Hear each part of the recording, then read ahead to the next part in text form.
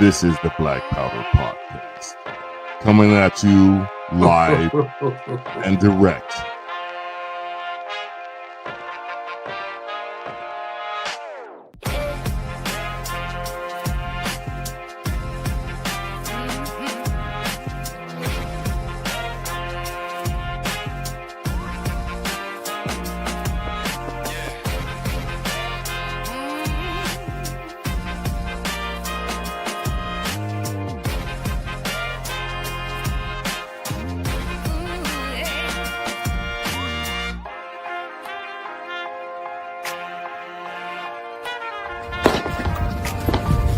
Your salty tears season my life.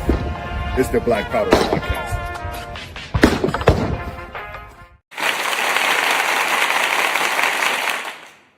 And once again, it's on. This is the Black Powder Podcast, the only real libertarian podcast, if I can enunciate my words tonight, that has ever existed. I am one of your hosts tonight, Marcus Matthews, the only real libertarian. I challenge anybody to come for the belt.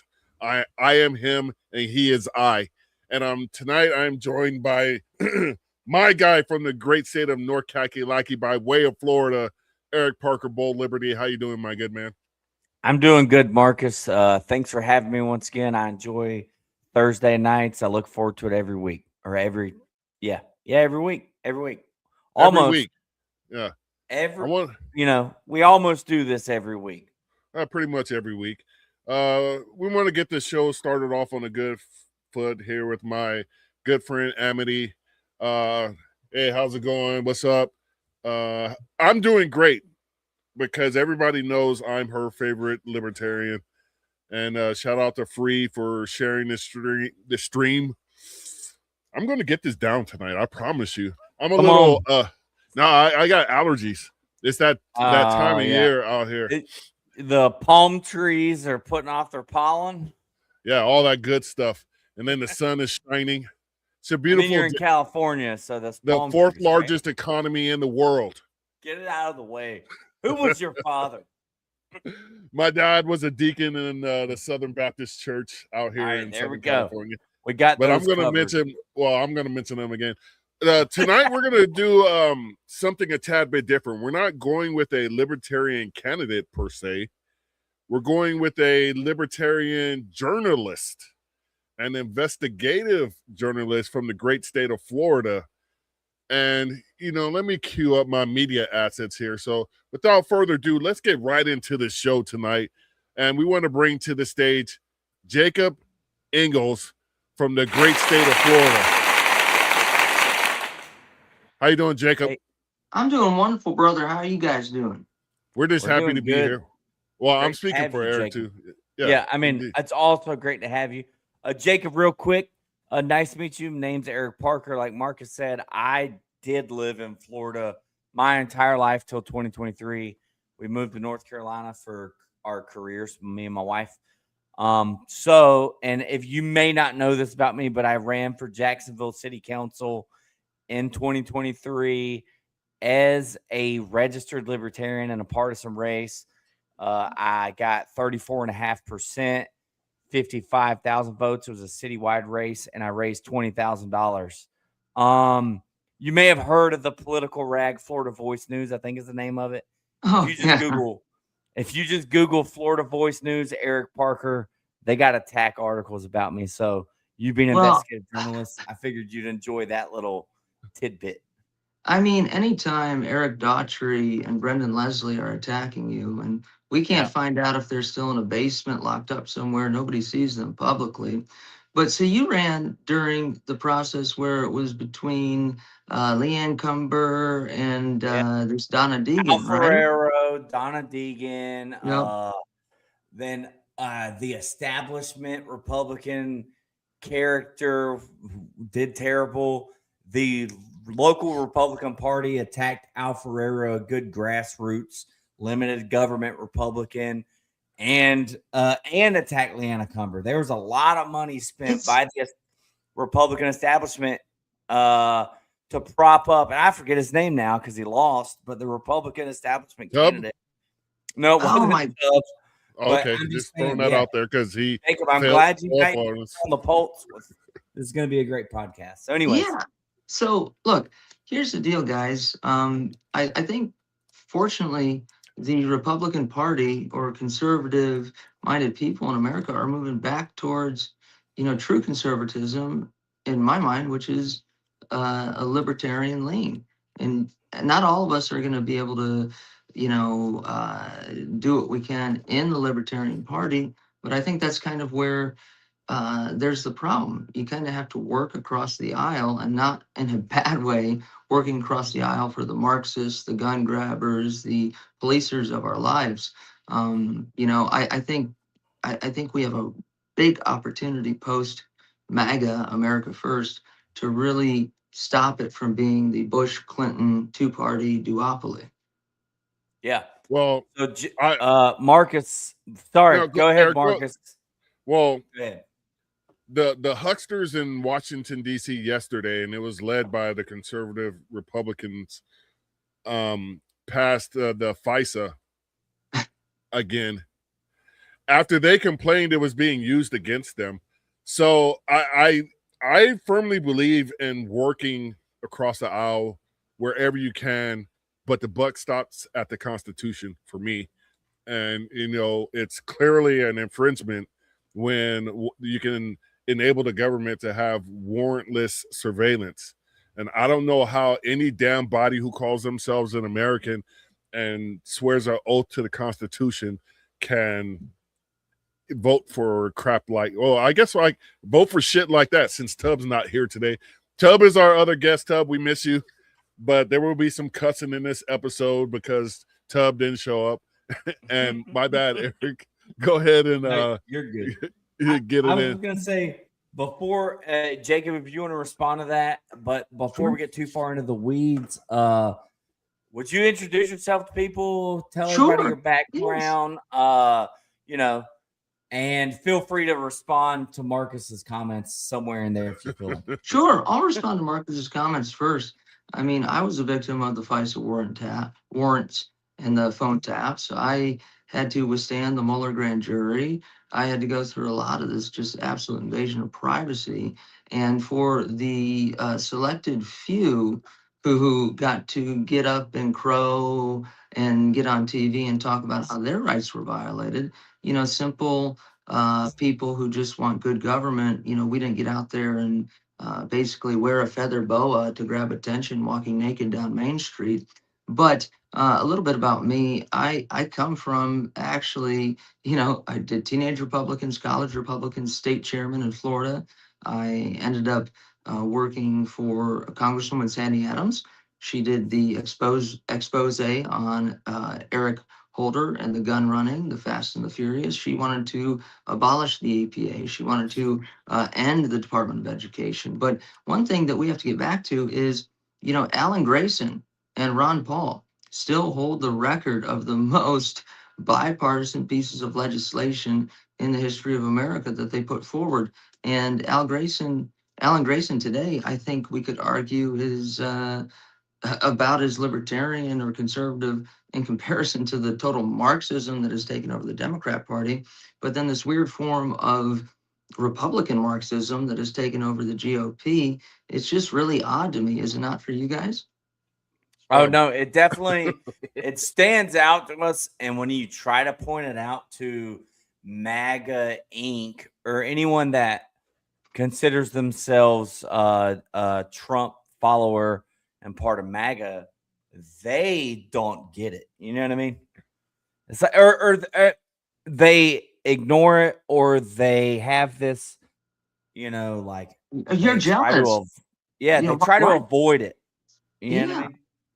Well, I mean, not to rant, but you cannot sit there and tell me that I have to cheer on and applaud members of Congress for voting for the FISA warrant tap extension, the endless Patriot Act nightmare that we've gone through, while at the same time supporting endless foreign war that we were told it's not going to happen again, and then more defense contractor spending.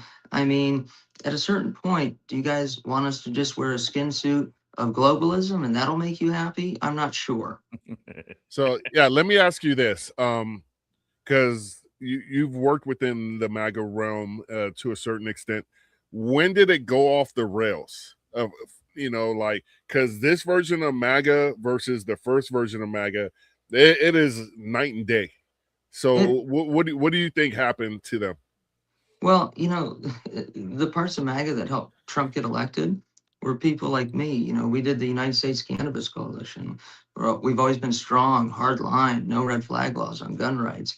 And then Trump, he kind of broke the system, but in a political, society of corruption like we have in the United States, two parties only, the system was broken. The Bushes lost control, and all of these grifters and former theater kids and politically, I would say, retarded people caught control, and then they are masquerading around as, in one moment, they're having wild rampant orgies and sex and doing all the drugs, but then in the next moment, people like me, and I think a lot of you, when we say, hey, no, we have to make a moral stand, we're not doing more war, they say, oh God, look at that drug addict or that homosexualist.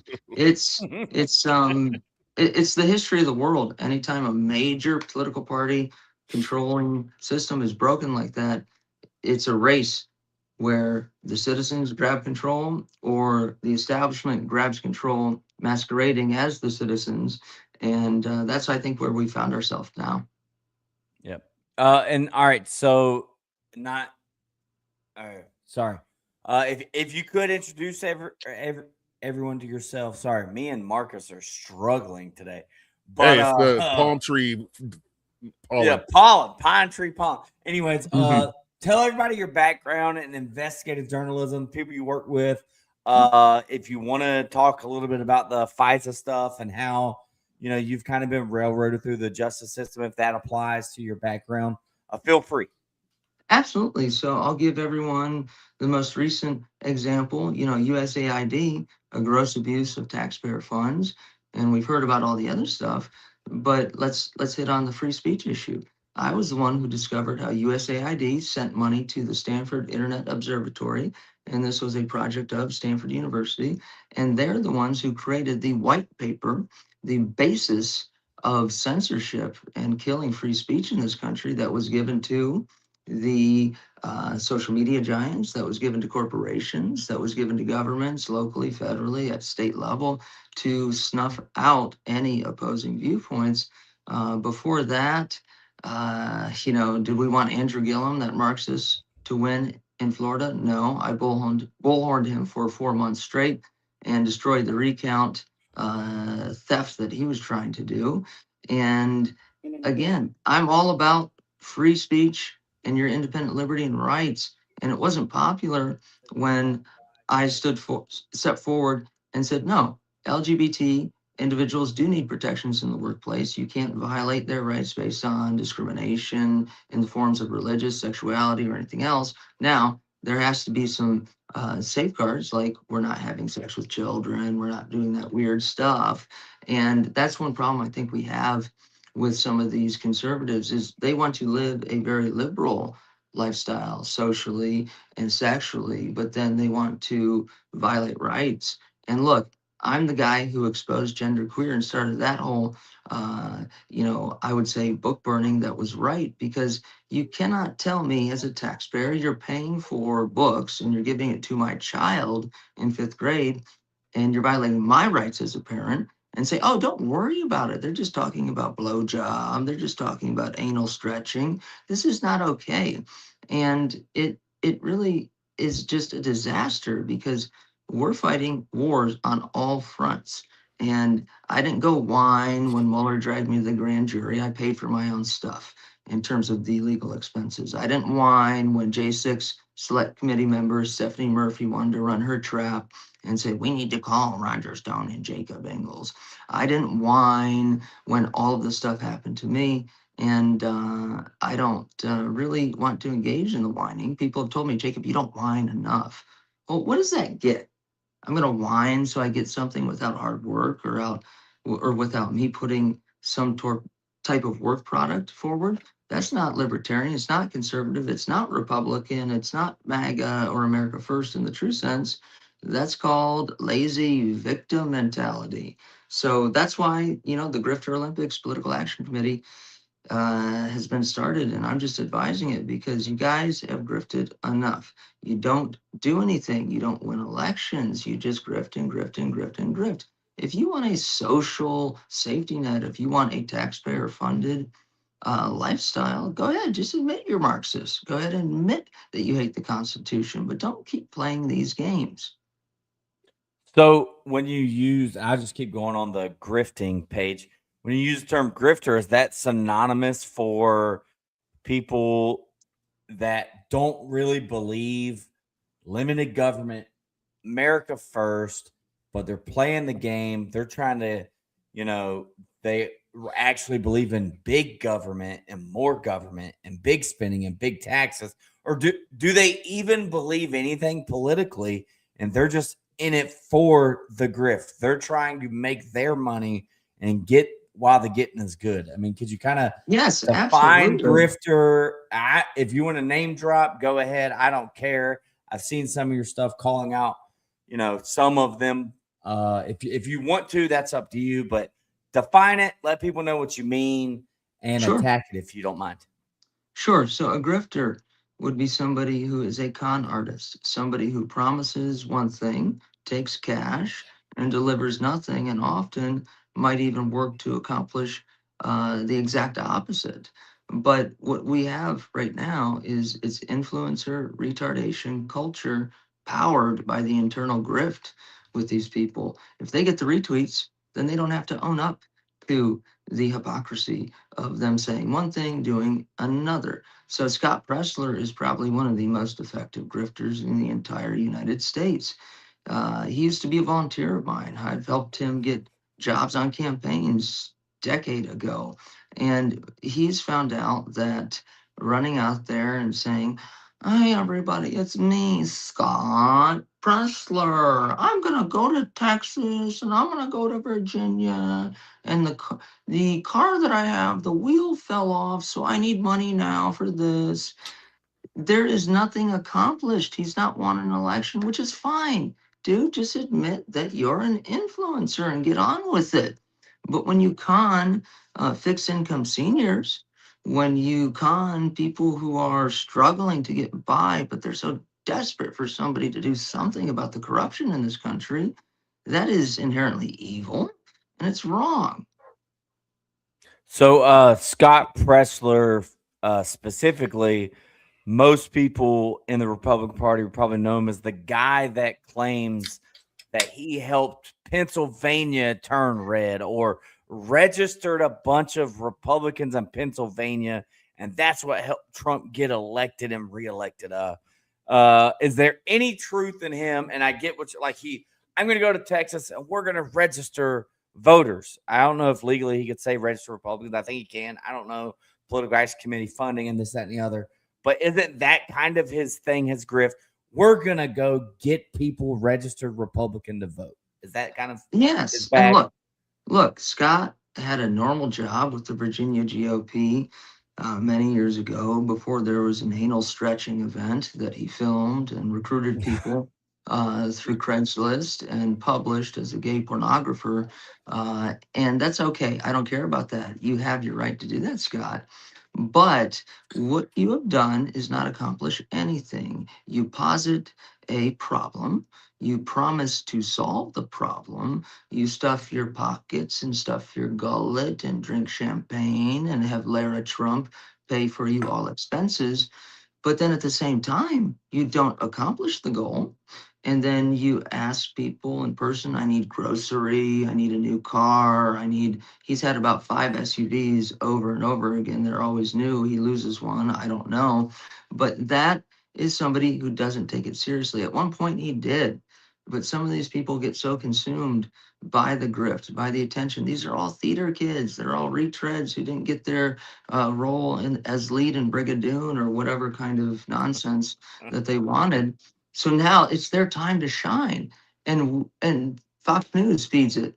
Even right-wing media feeds it because they're threatened by them wielding their retweet ability, the podcast reachability. And I don't mean to be gross, but how is it that who I don't wear a feather boa, I'm not, hey everybody, it's me, Jacob. I'm not taking photos, humping somebody against a wall at a PA registration event, and I've never done that. But for years, Jacob, the congressman is so thankful for you helping get elected, but because of the homosexual thing, he doesn't really feel that it's appropriate to have an in-person meeting.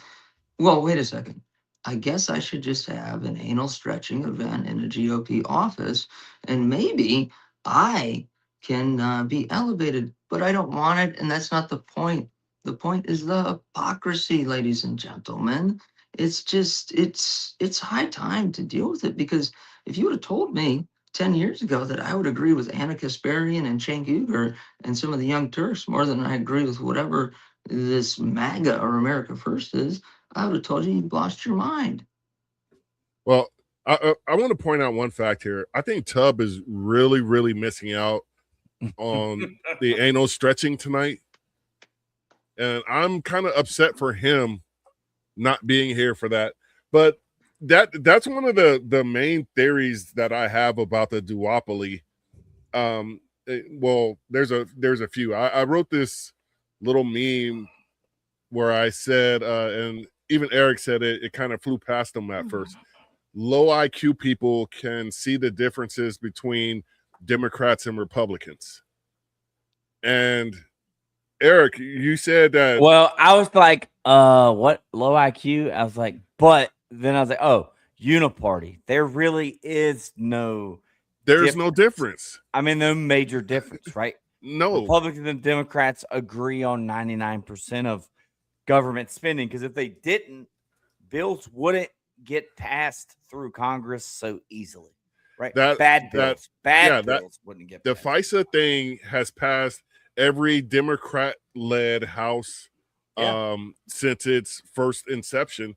So, for Democrats to vote against it now only shows you where they stand on the issue when they're not in power. But when they are in power, they vote for it. How do Americans not see, like Jacob was alluded to, the hypocrisy? Because one thing I want to point out, all these people that are in these the president's cabinet and Congress and the Senate, a lot of them are Ivy League educated. And, you really have, if you're in a public school, you really have to buy into the public school education to get into an Ivy League school. If you're at a private school or you're a legacy, your position was already bought. But there's, you go down the list, Ted Cruz, what's his name? Pete the drunk in the Department of Defense. All these people went to Ivy League schools. These aren't dumb people, but they count on stupid Americans to keep them in power. And it's just amazing to me that with all the information that Americans are inundated with, they still choose these intelligent people that are telling them stupid shit. Right. But you know why they do? Because when it becomes so freaking insurmountable, you've got this news anchor saying this person's good. You've got your friends saying, oh my God, I just love that Pete Hegseth. He's so moral, ethical, and just. And Ted Cruz, and Dan Crenshaw and Liz Cheney and whomever else. It's insurmountable, and they've stolen the march on us, guys. Double pincer move, envelopment. We're screwed because we're trying to fight back. But guess what? I've never been somebody who's been like, well, I've got to say this, and I get cocktail party, or I get Trump DC, or I get this. In fact, I've been so self-destructive and not wanting that from these people that then I get labeled crazy. Ooh, guess what, guys? I went to a nice school. I have a fancy degree, but I don't know how I am somehow less retarded and morally and ethically deficient than you are. But I think I do know because you made the choice that power, prestige, and selfish self enrichment was more important. Um, I guess I'm just really bad businessman, and I didn't accept my invite to the Grifter Olympics. But I don't. I never will, and I don't think any of you would, because then they'd take our voice, and we have to have their hands shoved up our anal cavity and puppeteer what we're saying. And freedom and liberty is too important to me just in my personal life, but to showcase to others that you can take my contracts away, you can attempt to put me in jail, you can do all of this nonsense. And my little trip to Fox News, I never wanted it, and you can't tease it with me now. So I don't want to have a Joker mentality. But you know what they told me? I heard some feedback from people. They said, Jacob, it's a little crazy. You got to get a haircut, trim your beard, put on something a little more proper and a plum. Well, do you see this, guys? Look, I dug out my Ralph Lauren Q-zip. You see the Yeah, top? I was Yeah. kind of upset about that. You came all spiffy, and I'm Showed just up very worried. dapper, and here we are. And I No, mean, it's to showcase their bullshit. Guys, now that I have this on, do you listen to me? Do I get my invite? No, I won't, because you're playing games and I don't want it. But that's the thing. We need to keep doing what we're doing. Support each other, share each other's podcasts, and get out of our own way sometimes. And I'm going to stop talking because I'm starting to get in my way. So I apologize. I was just gonna say, I like the outfit, but respect for showing up with sunglasses already on without us Yeah, having to. yeah. But I mean, That like, cause we always wear them, breaks up the facial recognition AI software. You know what I mean? So a little bit. indeed. Eventually, we have to start painting grids on our face. But go ahead. All right. I wanted to get to the Florida governor's race, and if we could go over the candidates one time, because I know there's the guy with the catchy comments, and then there's the Yep. Byron McCoonels. No, Byron Donalds? Byron Byron holds Coonels. the gap to the side Yeah. like this. But Yeah, Byron Coonels.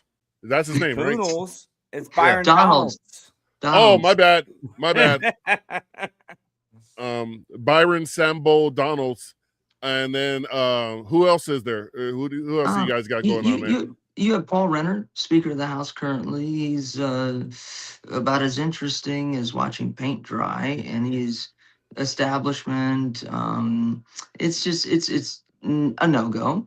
You have one real kind of libertarian minded candidate, Rachel Rodriguez. She actually helped represent me in a few cases defending my free speech rights. She's trying hard to break the system. Nick Nobody's Oates, talking about her. nobody's I talking mean, about her. And yeah. I'm trying to find a way, because it doesn't matter if I talk about backdoor Byron, the MAGA. Um, there's another word for it. I guess you guys could maybe get the point there. But he, Anal stretching. yes, anal stretching. But then you have Fishback, who he's kind of the movement leader, and he's turning people out at a rate I've never seen. And he's, adopting an I don't give a fuck attitude, which, look, I don't care if 2 years ago he might have not had some of the views he has now, because we're allowed to grow as people. And maybe he got so ticked off with what the hell is going on that he said, this makes no sense. I got to look more into shit. And that should be respected. Somebody shouldn't have to be a nun or a priest their whole life. And if they aren't, then all of a sudden you're discounted. And the only other one would be Jay Collins, who, it's kind of weird. The guy is sometimes like dripping of establishment. And then other times when they said he didn't have any money and he was going to drop out, the dude gets in his car and does a live stream and says, fuck you. 0% chance I drop out, and 100% I just terrorize you people until I get the nomination or I don't. So I it's like there's something inside of all these people that could be good, but Byron Donalds, $60 million. And where's that money gone? To his tap dancing lessons. Yes, or his wife's charter schools, or And Susie Wiles and James Blair have not grifted enough. They really need more. Susie had her diagnosis, and she's coming back to Florida. And James, he had a kid, and now he has to come back and parent and advise the president from afar. Well, wait a second, you two. You promoted all this nonsense, all of this anti-American, endless foreign war bullshit, and then you get to just be like, I grifted enough. Let me go back down to Florida and grift 30, 40 million off of Byron, or do this, that, or the other. And, that's honorable. It's integrity. It's not. But people don't call it out because, Jacob, you're jealous. Or this program, you guys must just be Marxist, undercover liberty and freedom haters. No. maybe Eric. I don't know. What? I want to get to this comment real quick. Are people that live in California, are they not allowed to talk trash? We are ordained as being the 4th largest economy in the world to talk shit about any damn state we want to, because there's not one state that can match our economic output. So there you have it. And I But just want there are 49 states that beat your freedom output. well, I mean, if you want to get all technical. What part of California? Like Northern SoCal. California? Hell no, that's South Oregon. Mm-hmm. California pretty much ends at Santa Barbara as far as going north. Everything above Santa Barbara is South Oregon. We don't claim them. They're just part of the overall crappiest aspects of California. It all resides up there. Everything Santa Barbara and low is hardcore, man. We don't play no crap down here. Yeah, about California. No, we you got never Jacob know. here to talk about Florida and Florida, Maine. All right, hold on. I got free. Can we get Tub to do a reaction video tonight? Yeah, we would love that. But then we have a question from our girl Terry Batts, who's also in Florida. Yeah. First of all, she says I need to hush it. That's how you know she's beat. Terry has beat people with a switch before. I don't know, because she said hush it.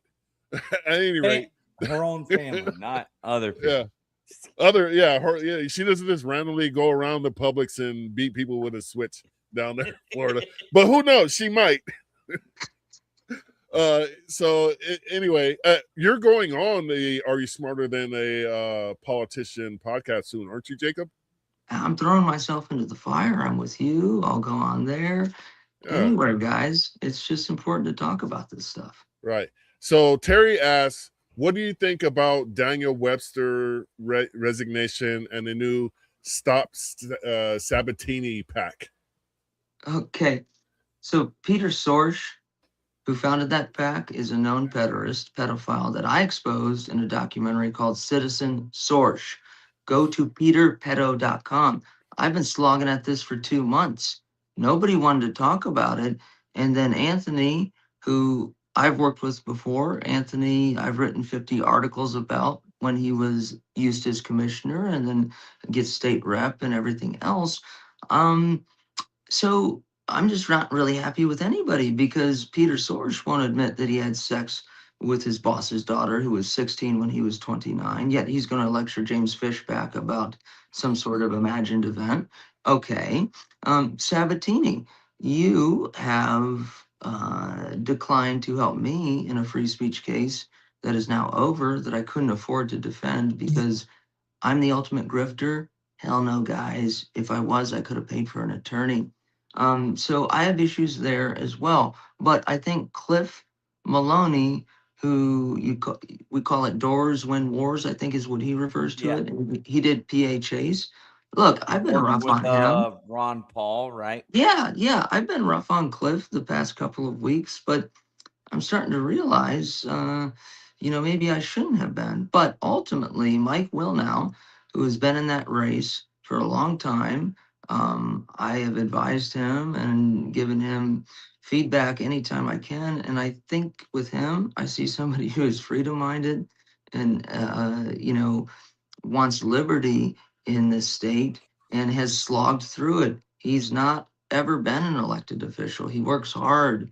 He's got, I think he said 6 kids. Maybe I'm wrong on that, but he's still doing this, earning money, running a campaign, a lot like Aaron Baker, who has run for a long time. He just came up short against Randy. I Fine. want to knob gobble Netanyahu fine. But and he had the courage to step out again and has been slogging. He goes to events, he goes to the queer, Chamber of Commerce or whatever's that people are willing to listen to him, but he's also out in the community doing gun giveaways. He's he's put in the work, yet influencer Dan Bilzerian, who I also think is hilarious and has done a lot to draw attention to things, he's committed to $1 million to this campaign. He's promised to move to Florida, but he hasn't yet. And he's also collected millions in small dollar donations from citizens across the country. So, what is it, people? I'd rather stick with somebody like an Aaron Baker against Randy Fine and a Mike Wilnow against Dan Webster because they've shown that they don't want the Beef Wellington and Crumpet Party. They're just trying to do their best to help save this country. So I would have voted for Joe Hanush in that Randy Fine. Joe Hanush is our guest coordinator on the Really? Black Powder podcast, and we wouldn't be anything without him because Eric just does absolutely nothing Yeah. but just I show just up sit and here taking yeah. notes and commenting. I was gonna say you name dropped a lot of Florida political people here, so I want to just touch base on some of them. I want to one say I'm familiar with Sabatini. I think when I was still a registered Republican, I was following him. I was a fan. He was I was at a Young Americans for Liberty event in Orlando that he spoke at on the lawn. I also spoke at as candidates at the time.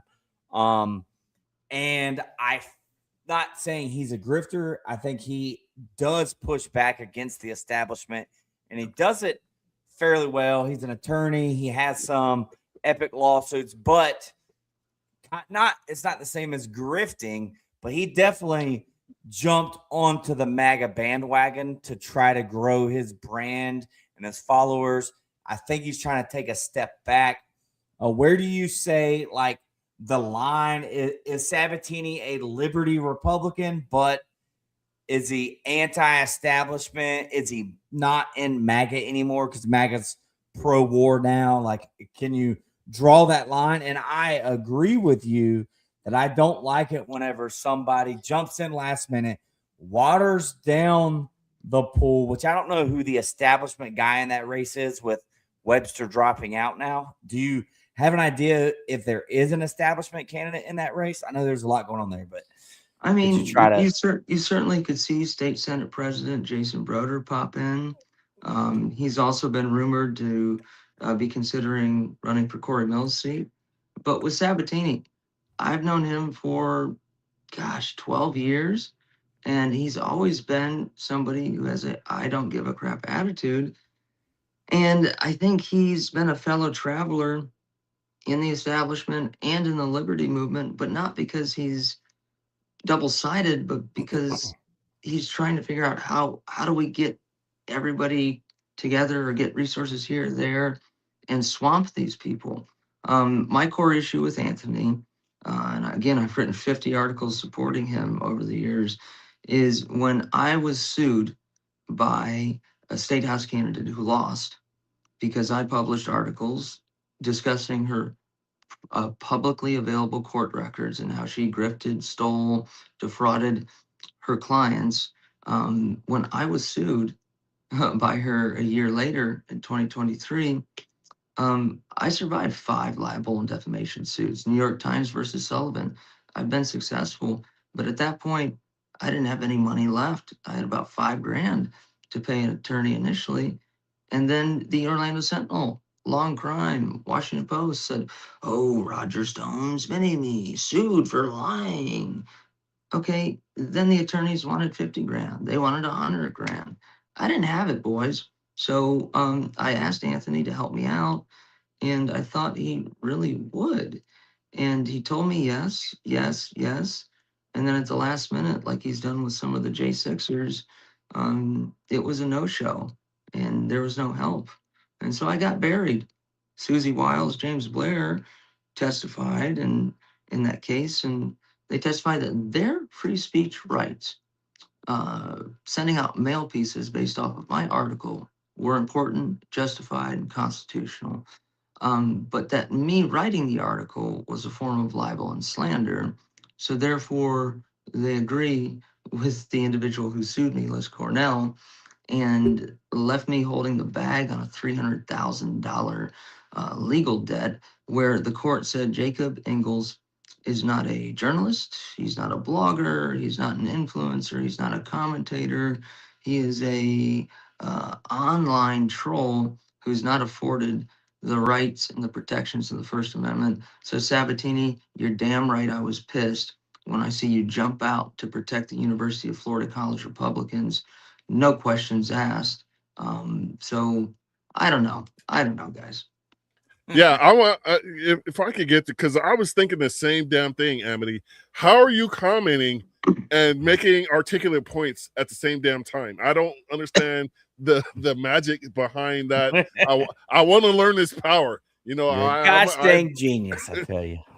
I fancy myself a Star Wars guy, and you know, this is like a power of the Force I need to learn. So, so the Sabatini thing jumping in, you said there's might be an actual establishment guy jumping that race.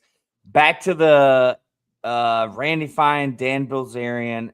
Is it Eric Baker or Aaron Baker? I agree with you, and I kind of I know some people back in Jacksonville. If at the end of this podcast we could talk offline, and I'll tell you, I don't want to name drop them here. They kind of like prefer to work behind the scenes now. But they offered to try to help Eric Baker the last time he ran. And I was looking forward to him running again, having a little bit of name recognition, having a good team built behind him.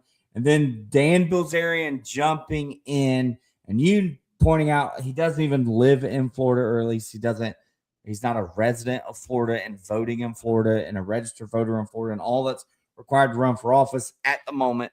I don't know the deadline. But that's also plays back. I wrote down Fishback. There was a lot of people arguing before that he's actually from New York or lived in New York before deciding to run for governor. Is there any facts to that, or do you want to touch on that as well? I mean, look, there are a lot of things about James Fishback in the past that are antithetical to where he stands now. But is that personal growth or is that a con? I'd have to believe, after all the statements he's made, that it's not a con, because the things he said are not things you just get to say oopsies afterwards and get back into the political establishment. When it comes to Bilzerian, he wants to do this, and I have a fundamental problem, because Aaron Baker or the Joe Farouche or other individuals who ran against Farouche. Yeah. He's running as registered libertarian, right? Is he running that race? Or he did before, either way. Yeah, so but they were the tip of the spear. They were first through the door. They took all the jabs, all the arrows, and now Bilzerian, who has a ton of money, a ton of power, and no real consequence for what he says, and I'm okay with that. It's his right. But to come into this race and take talking points that I put out there, nobody else has researched Randy Fine's time as Randy the Rigger at Harvard. They haven't researched how he's involved with 20 different casinos in 8 different countries. And it's not just Israeli foreign interest, it's many, many other foreign interests. They don't want to get down into the weeds, because we are living in the influencer culture where I can say something and get some pop, And then people will be like, oh, wow, so brave. And you see this even with Sean Ryan, where, look, Nick Shirley, brother, I don't need you, and nor does anybody else, to go on Sean Ryan and say, you know, like it was hospice. There's hospice. There's fraud. It's hospice. And you know the fraud, and it's hospice. And then Sean Ryan is going, holy shit, guys, we're not that stupid. Or Nick Shirley doing the, you know, you know, and you know, there's homelessness in California, and there's billions of dollars that's been spent, and you know, and but if the problem gets fixed, then these nonprofits can't exist, because if they fix the problem, then they're non-existent and there's no utility for them.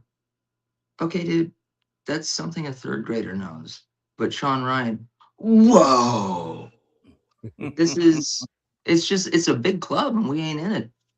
Yeah. Well, that's government itself. Government has to justify its existence. I want to get to this comment from my good friend Free, and I think he was speaking in some sort of Scottish or Irish dialect when he said this. He said Joe Hanus is running for the house. He meant to say house, but he did correct it. But you know, I like doing my. I learned that from The Simpsons. From the custodian. Well, at least he's not declaring that he's issuing prima nocta. Oh yeah, anybody gets that reference. Well, there's that. I don't know much about Florida politics other than I despise your current governor.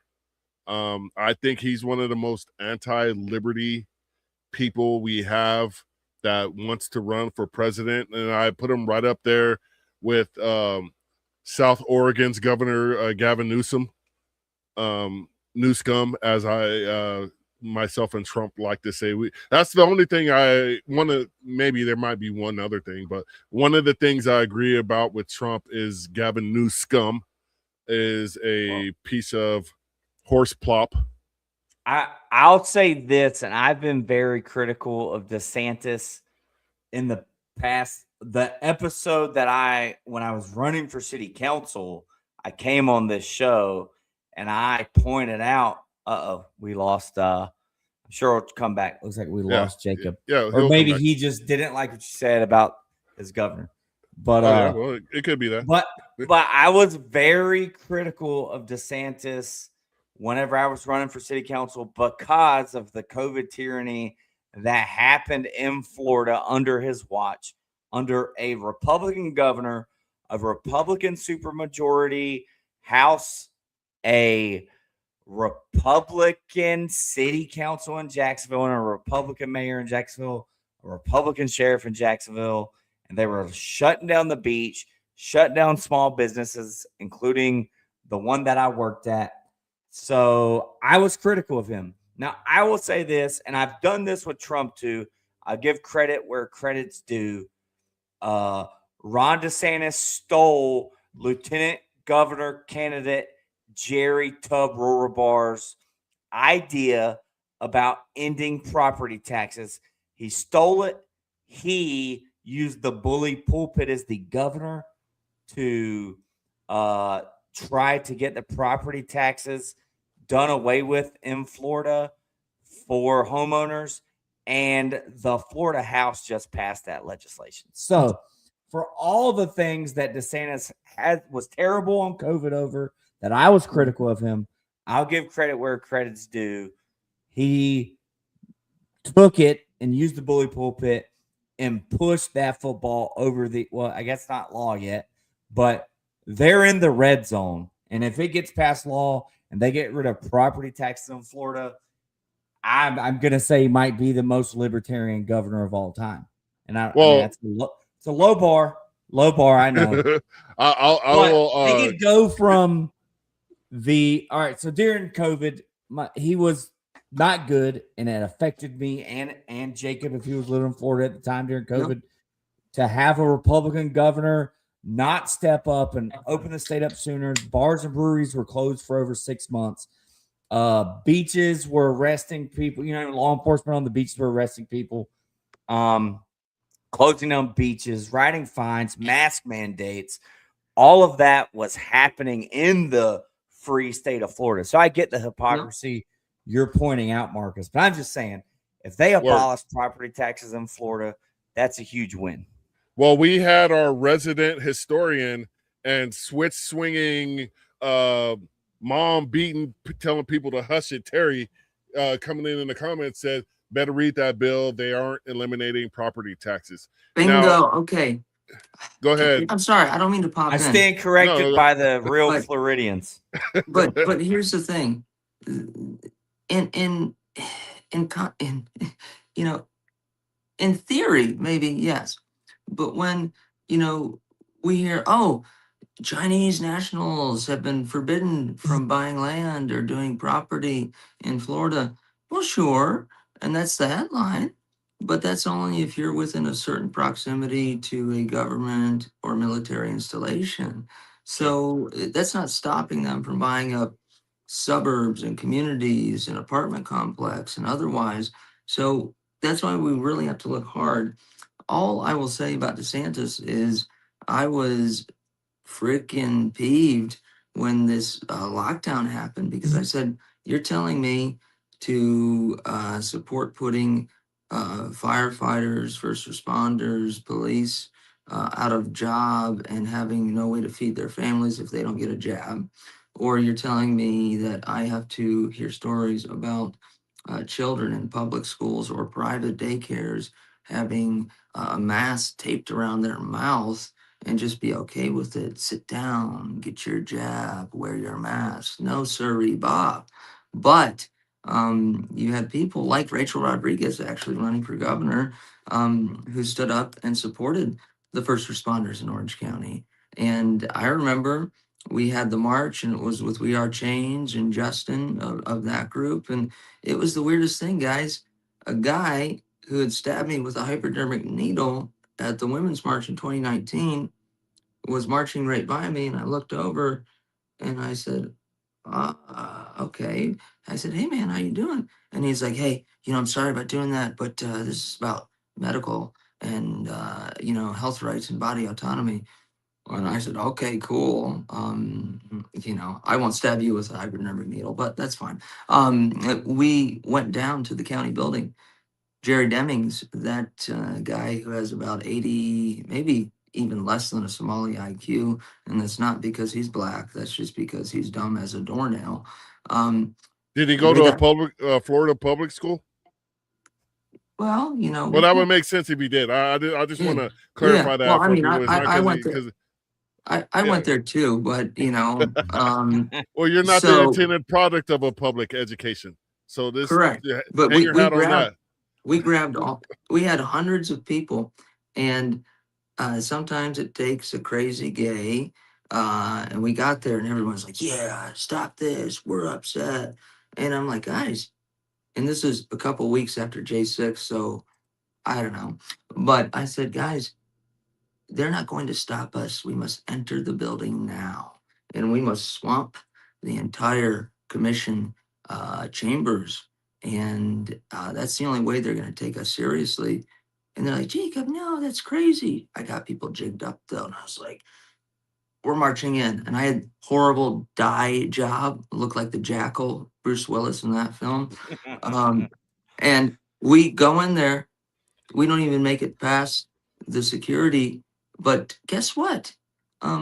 Instead of the vote going in favor of extending mandates and vaccine requirements, they voted against it and they stopped it.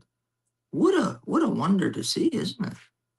Well, I want to take this moment to tie together my meme where I said only low IQ people can see the difference between Democrats and Republicans. Because in March of 2020, my kids were told they could no longer go to school.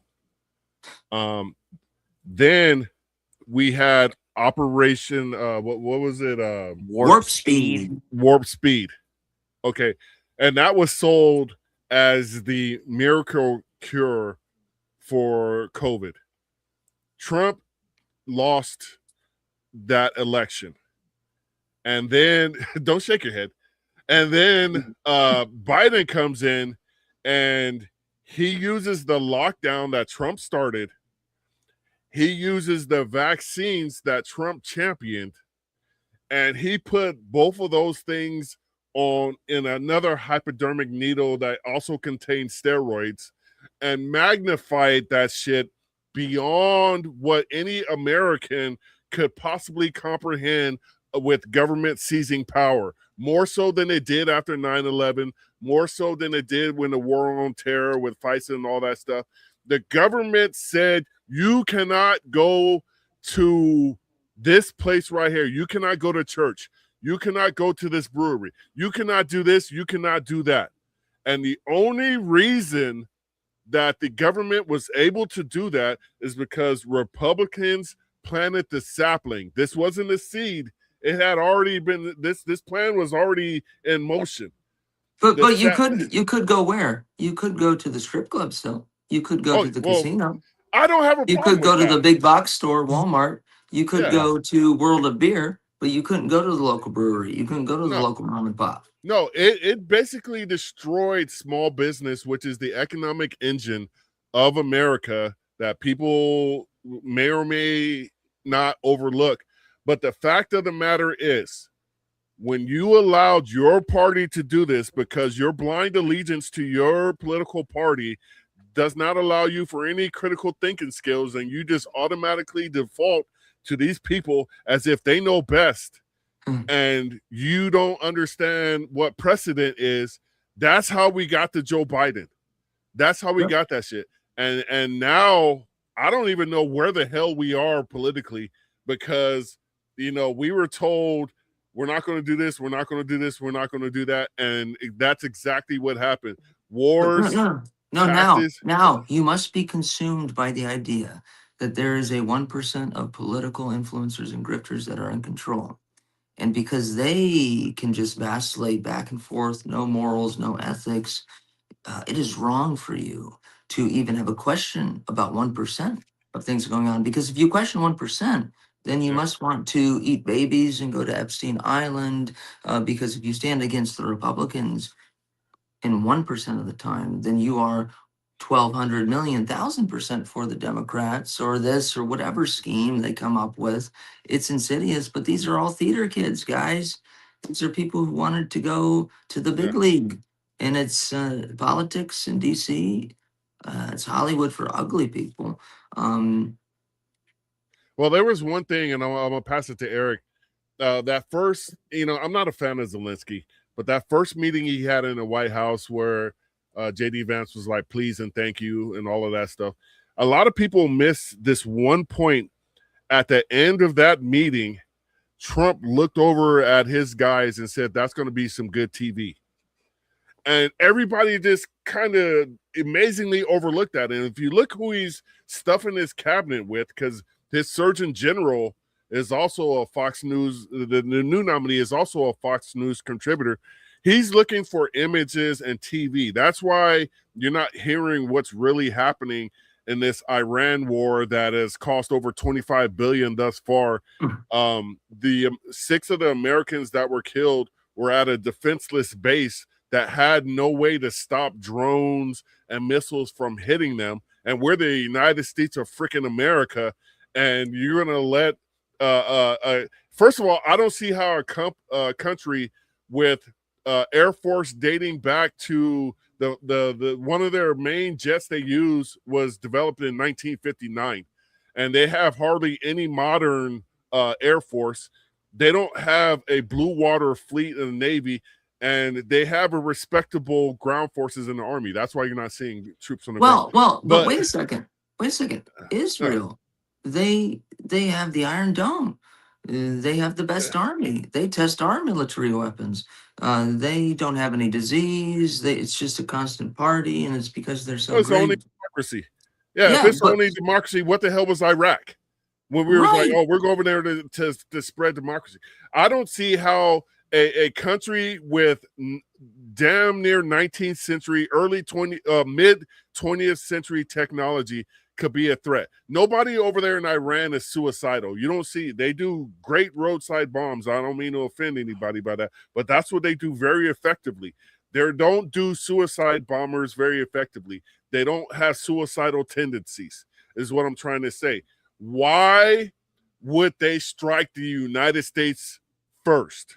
That is They some of the wouldn't. stupidest shit I have ever heard in my entire life, because everybody knows the worst thing you could hear as a citizen of a foreign country is the Americans are coming. Because that shit is within 12 to 18 hours where they can have jets over your country and possibly Rangers dropping down at an airport of their choice. This was not a war of necessity. No, and talk about fiscal conservatism and financial literacy. Okay, great. There's a reason to go to war with Iran. Okay, cool. If we accept that premise. But then why do we have to pay for it?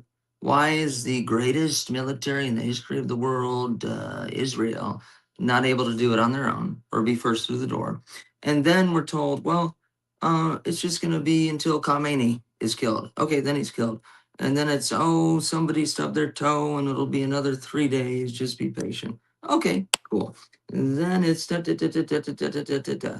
And that's, well, if you don't do this, then you're fundamentally anti-American. And look, religion aside, believe what you want to believe. But when somebody is saying that the only way you can be a true Christian or Catholic is if you understand that to be Catholic or Christian, that you have to be subservient to Judaism because this, that, or the other. And if you're not, then you're really not Christian because Judaism and the Jewish people are the real Christians, and therefore, I mean, do we not hear with our ears? It's a grand misinterpretation. This is where I miss Tubb, because he's explained this a few times as this subject matter has come up, how the state of Israel is not biblical Israel. And it's in, sorry, Tubb, it's in Genesis, Galatians, Revelations. And there's, I don't know if it was John, the book of John, where they broke the covenant. Yep. If Tubb wanted people to read the Bible, he should have showed up tonight. That's all I'm going to say. Awesome. As we start to wrap this up, Eric, go ahead. Well, I was just going to say, kind of bringing it back to, first of all, quick answer, or really take as long as you want. How did you get into investigative journalism, and like, what's your history and background in that? Like, how's that work? How do you expose a big story, if you will? Do you sell it to, I think I heard you say New York Times, you name drop them out. How's all that stuff work? I don't know. No, you see, you just have to bum rush people. And that's just the truth. Look, I was a political animal guy, loved politics because I cared about liberty and freedom, and I did the best I could. But when they redistricted John Micah, the longtime rhino, into my old boss's district, Sandy Adams, in 2012, she came up on the Tea Party wave. I was responsible for giving quotes to the paper, writing the quotes, emailing them. And then I would read the next day and they'd say, well, Congresswoman Sandy Adams said that she is too busy to respond to us because she's currently eating babies and doing crystal meth and that's being over the top, guys. But that's what got me into journalism, where I said, screw this. I'm not a writer. I went to school for computer science economics, and I washed out after a year and a half because I got so sick of the process of, oh, you got to be in class, you can't be remote. Well, it's just a control thing, and I don't like it. So that's what I did. I bought a struggling local newspaper, and that went from very low level to more regional one, and then I got to work with Gateway Pundit and InfoWars, but I also went on CNN and MSNBC and all these major ones. And once Trump won, the theater kids and the influencer culture just became more important than having somebody on who's like, oh wow, Jacob, what do you think about the sky being blue? Well, it is blue. Like, that was too smart. That was too much. All they wanted to hear was, hey, everybody, it's me, in this ridiculous performative outrage. So, and another one, do you remember? All right, so whenever I was running for city council as a libertarian, Dean Black, the former Duval County chair of the Yep. Republican Party of Duval County, attacked me and there's recorded audio of it. I think we got a hold of it, and Liberty Dad / the Libertarian Party of Duval County shared it, where he said that essentially I got a bunch of support from Republicans in the county. He was big mad at them because they were, actually members of the GOP there. And he tried to say that libertarians are the worst of the worst, that we believe in like legalizing heroin and polygamy. He said polygamy. and then it wasn't until a few months after that Christian Ziegler, the former chair of the Republican Party of Florida, was in I guess a legal battle over a rape case that happened between him, his wife, and a third party in a three-way.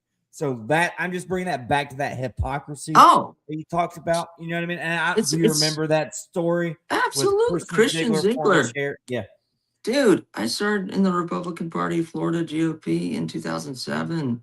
Okay. I know all these people. Ziegler, look, it's his business to have his little event, even if he wants to have it with another person, consensual sex among adults. What I have a problem with is whatever the accusations made were, I kind of see that being an insider as a humiliation ritual. Who did he piss off? Who did he rubbed the wrong way? But then Christian Ziegler is ousted, and we get some bad actors right after that. And it's all just about control and power. Because now you have Evan Power, Bill Helmick, Aaron Huntley, who are spending party funds to send birthday card to their districts. That's not fiscal conservatism. And I would ask that you look at what happened to George Riley, the executive director of almost 17 years.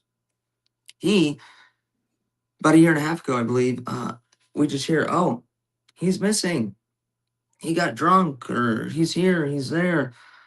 And I really believe, I haven't talked to Mr. Riley, but in my investigation into the corruption at the Florida GOP, I see that as something they used to shame him and get him out of the way because he didn't want to participate in the sickness that has gone on. So, I mean, what are we doing, ladies and gentlemen? Are we just going to sit here and let the theater kids take control?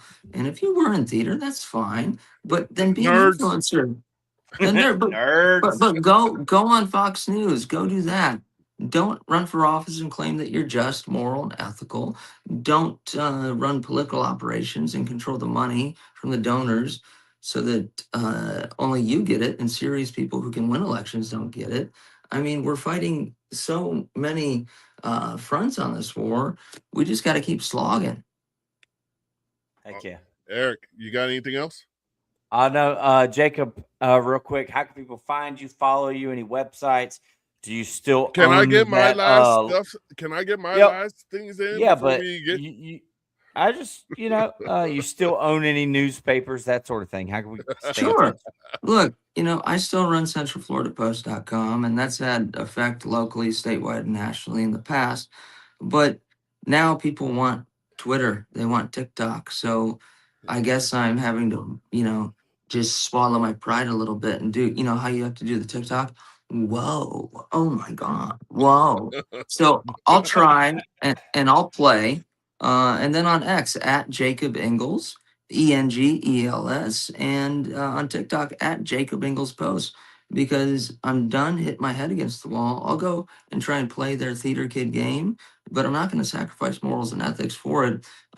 So we'll see how it is.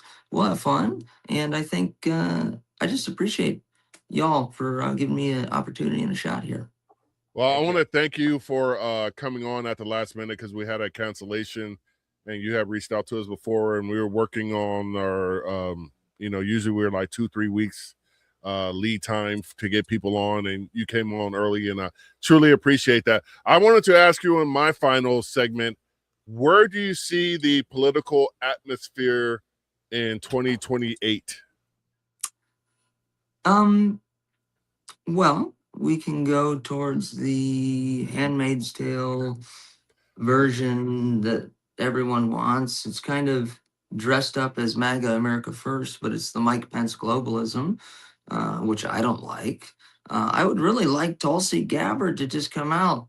Look, you're not going to be able to do Democrat. I'm sorry, Tulsi, but I think you guys correct me if I'm wrong, that she has an immense amount of power, and she should try as a Republican. I just don't know. I went through the process with Gary Johnson and trying to get on the ballots in all of the states in 2012.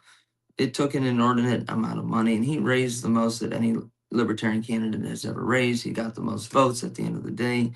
But if somebody doesn't step up big and finance a libertarian candidate or a third party candidate, then you have to choose. And is it Republicans or is it Democrats? I don't know, because the morals and the ethics and stances, it seems like they're different every day. So I guess we'll just have to wait and see. You'll have to be in suspense. But we just need to keep, putting our heads together and figuring it out, because I don't know the solution right now.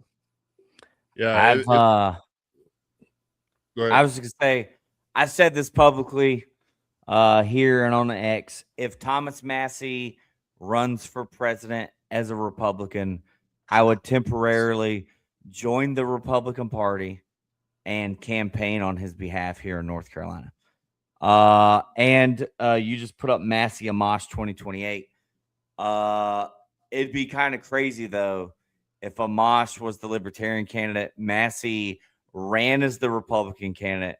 Say he doesn't get it, then we got somebody great as the Libertarian candidate, because we all know it's an uphill battle inside the Republican Party for Massey. But he's also shown he can raise 10. I don't know if he's raised 10 million over the whole for a congressional race. He's raised a heck of a lot of money.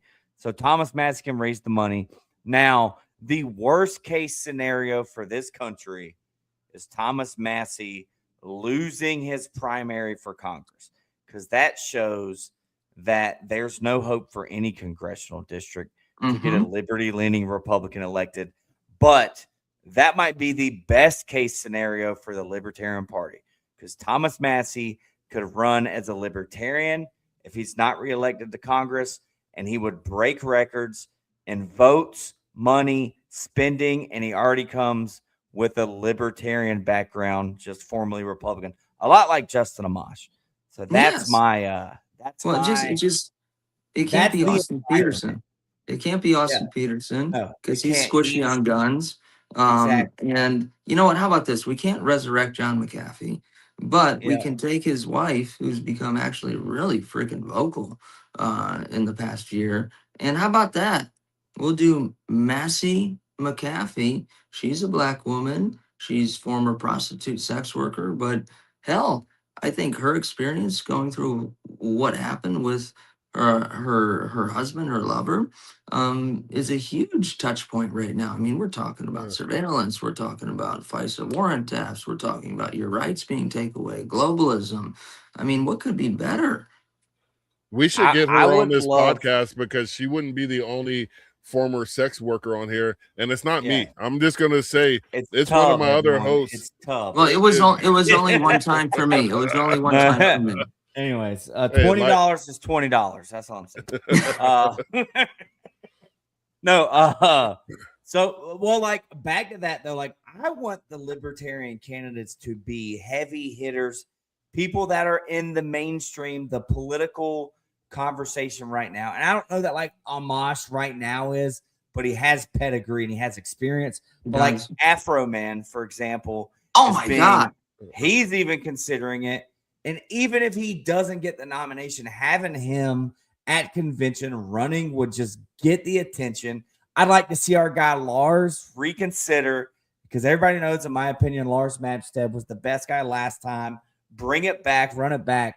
And all these people, if you're not the president, vice president Volunteer for the campaign and Sure. let's boost it. Let's boost it. Well, what about this, guys? There's also one last thing I'll say about this, and I think he'd be a great guest on the program.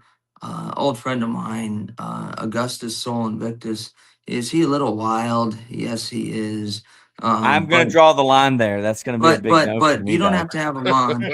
You don't have to have him We on. can talk about him. Talk about him, but let's talk about the point that he really had some very strong ideas. The goat blood and the sojourn and all that other nonsense. Not my style. But in terms of free speech, I remember after Charlottesville happened, I said, why is nobody having anybody on, no matter what they did or what people believe they did, and just sitting there and asking them a question and letting them respond? Because that's true discussion, dialogue, and free speech. And so I did that with him. And he believed what he said. It was not my business to make a judgment. But there's no decency in this country anymore like that. Look, you don't have to like someone, but now you can have a Laura Loomer, who is a good friend of mine. Larry. Well, I talked about the enlarged nether region and stuff on Stu Peters last night. I don't want to terrorize or terrify your guests. I think that's inappropriate. But she's left to just make an utterance and have change. Another person make an utterance and have change. We're not dealing with serious people. Yeah. Yeah, and we got to be able to laugh at ourselves. I laugh at Free all the time, especially when his picture pops up on my X feed. And that makes me happy. And I laugh at Tub too when his picture pops up. That makes me happy. And I don't mean to laugh at the less fortunate, but you have to have a grand sense of humor sometimes to understand what America has become. And that's why I asked about 2028, because I have very little as far as expectations of that's I'm about to get sued. Well, I'm the great one. Mark Levin, the great one. No, we're all going to be dead if we don't get this done right now. There won't be any 2028. I'm Ben Shapiro. Come on, guys. Let's fight together against the bad people, not amongst ourselves. I want to personally thank Ben Shapiro and Randy Fine for protecting us from Iran, because God knows they were within minutes away from developing a nuclear bomb that was going to be large enough to possibly sink the continental United States halfway into the Atlantic and halfway into we would have split right down the middle, just sunk, and wouldn't have existed anymore if they hadn't stepped up and got our president to go to war for us. You make a good point there. I don't agree with getting into this war and, almost getting vaporized if we didn't. But Randy Fine, whatever the dude wants to land on, and he's been consistent, and it is bombastic. It is not politically correct, but he just keeps going. So believe what he says or not, or agree with it or not. There has to be some amount of respect for that, because like anybody else doing that is getting the treatment that Massey is getting. But I think maybe we have to think about why Randy Fine isn't being regulated and controlled in the same way for no idea. Daring to use potty mouth a little while. Yeah, I have no idea. I just want to say there's a lot of APACs that are out there doing a lot of political stuff. You can name any APAC you want to, but when it comes to certain things, there's one pack that pretty much has a stranglehold on America. And with that being said, I guess I'm not getting my $7,000 for this episode. No. My check still hasn't cleared. I've been waiting for it too for many years, and Dr. Michael Rechtenwald at Azapac. I was on a show with him 7 years ago when I released a book of mine, and he was a liberal NYU professor he's been on here. Yeah, so it was like the weirdest thing. I'm sitting there and he starts talking, and we we were both bullshitting with Milo that entire show. And I was like, well, TPUSA, it's a joke. And then he's like, yeah, it's this. And it's like, not that we told the future, but we just thought it was okay, funny. And then we left.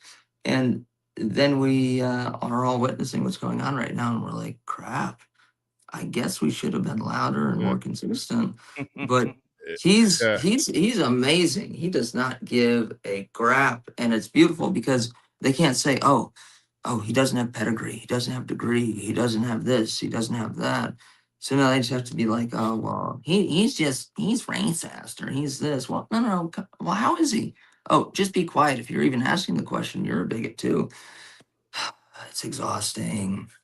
Yeah, Eric's a big Milo guy. I come to find out. We were just talking about that. I think he's pretty funny. Oh, darling, please tell me, darling, Tim Pool, Tim, tell me why Benny Johnson left his wife at 3 sasses in a row. She's down in the lobby while Benny's up there with boys, Tim. Oh, brother Yiannopoulos, that was pretty hilarious. All right. Do you have a closing statement? And, Eric jumped the gun, because that was like 20 minutes ago where we asked for how people can find you. Damn it, Eric. Gosh darn it. Sorry. So you once again, you have a closing statement, and once again, how people can contact you or look you up and all that good stuff. Closing statement is this. Speak your mind, folks. Don't back down. Do what you want to do. Don't hurt children, don't affect your neighbors, and just live your life. It's pretty simple. You can find me on X at Jacob Engels, ENGELS, and on TikTok at Jacob Engels Posts. And that's about all I can say. I don't need money. I don't want grift. I'm a little bit in the Joker stage right now. And that's the best I can do, because I see the young men and women getting involved in politics, and they're being convinced that it's all about, they need another suit, or they need another some sort of post that gets enough retweets to go to the next turning point or go to the next CPAC. And that's not what life is about. So worship who you want to worship, love who you want to love, and just try not to hurt children or take other people's rights away, and be a normal human. And I think that's about all we can do right now. And vote libertarian. Eric? Yeah, no, that's nice meeting you. This was a great podcast. And I second that point there, Marcus. Vote libertarian. Jacob, this was great. Had a lot of fun. I had a great time too, guys, and I appreciate you. And look, why don't we ring the Libertarian Liberty Bell? It's from University of River Falls, Wisconsin, but wake up, people. Thank you very much, Jacob. I want to send shout outs to Joe Hanush. Like I say, he's our guest coordinator, our long lost extra host, our Tub. We miss you. I love you, man. I wish you were here, because you'd have loved all the anal stretching that we did tonight on this podcast. We talked about. We didn't do nothing. Hey, we're just here for the victims who got anally stretched. We're not involved in it. That would be all Americans who vote for the duopoly, in case you didn't know. And with that being said, this has been the Black Powder Podcast. As we always say when we end, live free or die. Victory or death. See you guys.